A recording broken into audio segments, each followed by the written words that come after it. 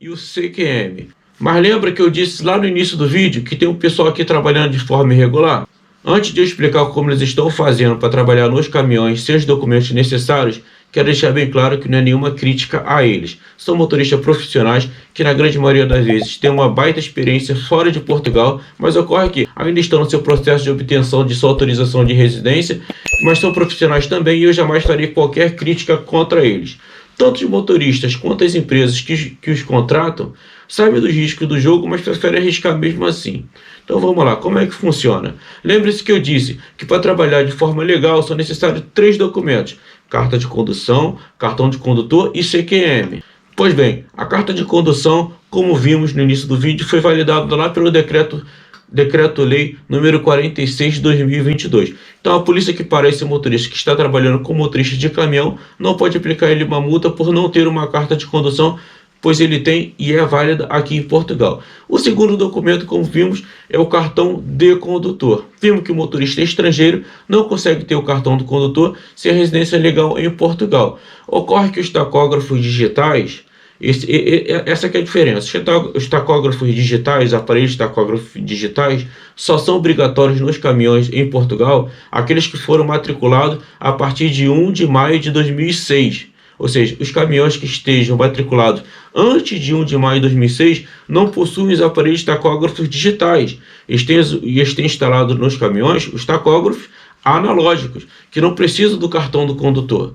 Na verdade, esses tacógrafos são controlados por um disco de papel. Vou tentar colocar a imagem aqui para vocês perceberem do que eu estou falando. Então, o motorista estrangeiro tem a carta de condução válida e cumpre o requisito do tacógrafo, se ele tiver com o disco corretamente inserido, com todos os dados necessários. Ou seja, em princípio não pode ser autuado pela falta da carta ou pelo tacógrafo. E o último documento: como fazer com o CQM. Esse não tem como escapar. Se a polícia parar, ele vai ser autuado pela falta do curso do CAN. Mas então, qual é o custo dessa multa? O artigo 27 do Decreto-Lei 126 de 2009 estabelece que, número 1, constitui contraordenação punível com coima de 1.000 a 3.000 euros a infração ao disposto no número 1 do artigo 4, que é a falta justamente do CQM. Ocorre que se o motorista efetuar o pagamento voluntário da contraordenação assim que foi apanhado, o valor da coima, ou seja, da multa, ficará pelo valor mínimo, que é de somente 1.000 euros. Então, pessoal, esse é o risco que os motoristas ilegais estão correndo em Portugal.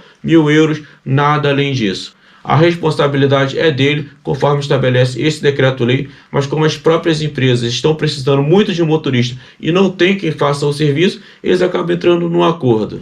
Tem acordo onde a empresa assume o pagamento integral de uma eventual multa e tem ainda o acordo onde o valor da multa é dividido entre o motorista e a empresa, ficando cada um responsável pelo pagamento de 500 euros. Essa é a realidade que trago para vocês. Sabe do que mais? Esses motoristas, no fim das contas, estão tirando um bom salário e até mais de quem tem todos os documentos certinhos e estão dentro da lei. Até porque, como eles não têm o controle das horas trabalhadas pelo tacógrafo digital, como tem os demais motoristas, eles podem trabalhar por inúmeras horas diárias sem qualquer problema, coisa que o motorista regular não consegue fazer. Mas você me pergunta, mas como ele pode trabalhar tantas horas se você me disse que ele trabalha nos caminhões com tacógrafo analógico? Justamente por isso, esse tacógrafo analógico trabalha com disco de papel, ou seja, no fim do dia o motorista joga fora esse disco, ou mesmo no decorrer do dia, se ele já trabalhou muitas horas, ele joga fora, põe um outro novo no lugar, e é como se ele não tivesse trabalhado tantas horas, tivesse acabado de entrar no trabalho, entendeu?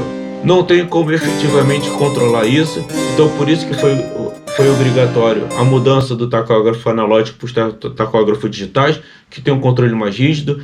O policial consegue controlar até 28 dias para trás de toda a atividade do motorista, e esses tacógrafos analógicos, infelizmente, não tem como controlar. A polícia pode exigir que sejam apresentados os discos dos últimos tantos dias, até 28 dias, mas na verdade os motoristas dizem que não trabalharam nesses dias, estavam de férias, e nesse sentido não tem como efetivamente fazer o controle. Eu conheci um motorista que me disse que faz pelo menos 1.800 euros todos os meses, não sei se é verdade, trabalhando dessa forma. Acredito que sim, baseado no que eu sei do que se paga aqui em Portugal, e que ele tinha chegado em Portugal somente há 3 meses. Então, pessoal, essa é a realidade que eu trago para vocês. Aí depois de tudo que eu te disse, eu te pergunto, se esse mesmo motorista for trabalhar no armazém qualquer, vai ganhar menos de 700 euros líquidos por mês. No caminhão, ele está tirando 1.800, mas corre o risco de uma eventual multa, correto?